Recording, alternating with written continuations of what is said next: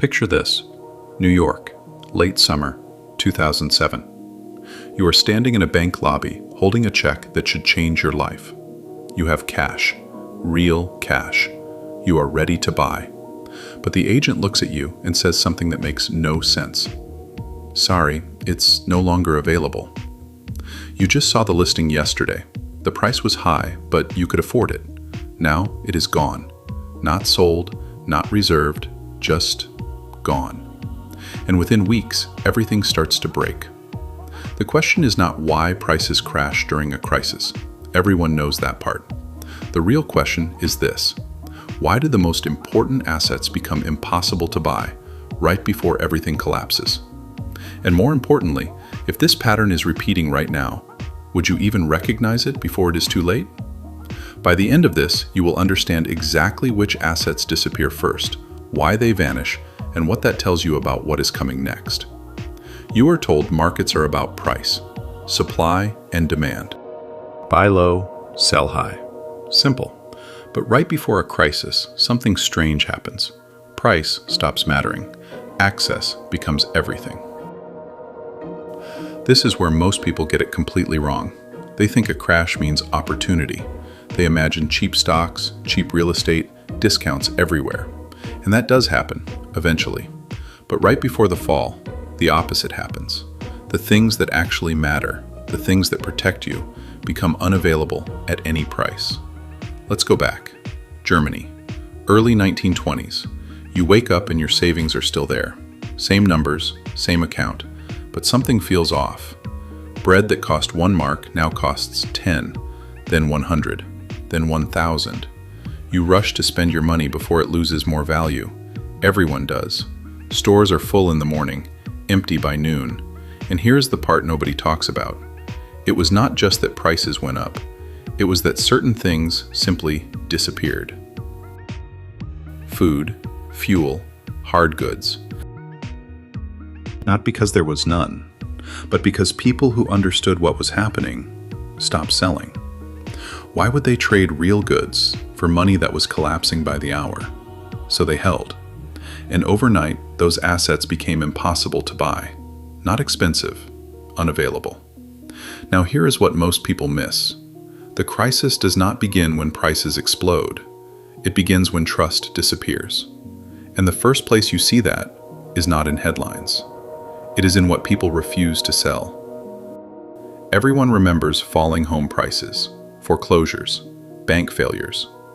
But rewind just a few months earlier, something strange was happening behind the scenes. Credit was still technically available. Banks were still open. But try to get a mortgage approved, try to refinance, try to access liquidity. Suddenly, the system slows down. Then it freezes. Not officially, quietly. Loans get delayed. Deals fall apart at the last minute. And the most important asset in that moment, liquidity, becomes almost impossible to obtain. Even for people who did everything right, good credit, stable income, it did not matter. Because the system was no longer functioning on rules, it was functioning on fear. And this is where everything changes.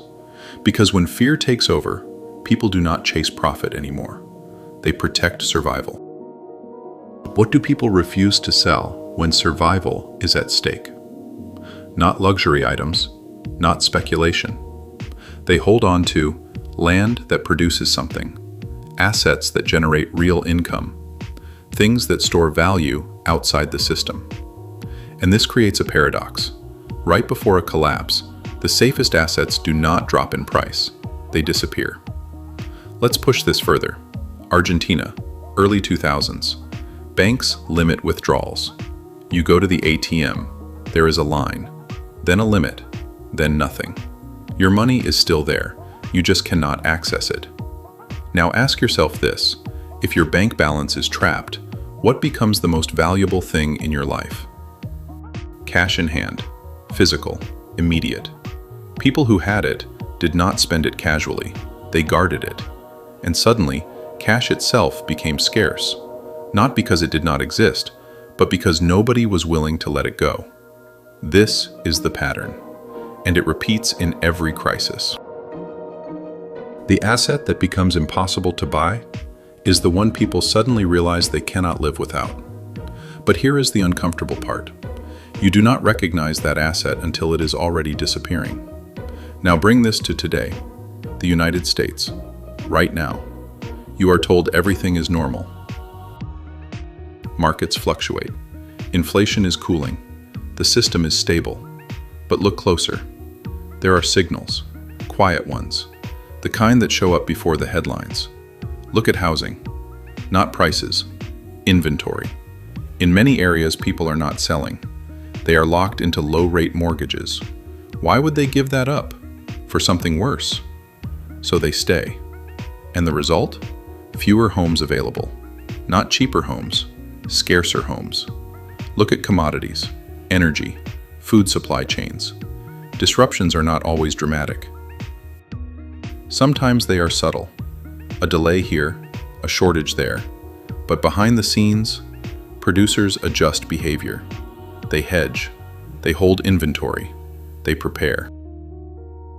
And that reduces availability in the market. Now here is the part most people ignore. Liquidity again.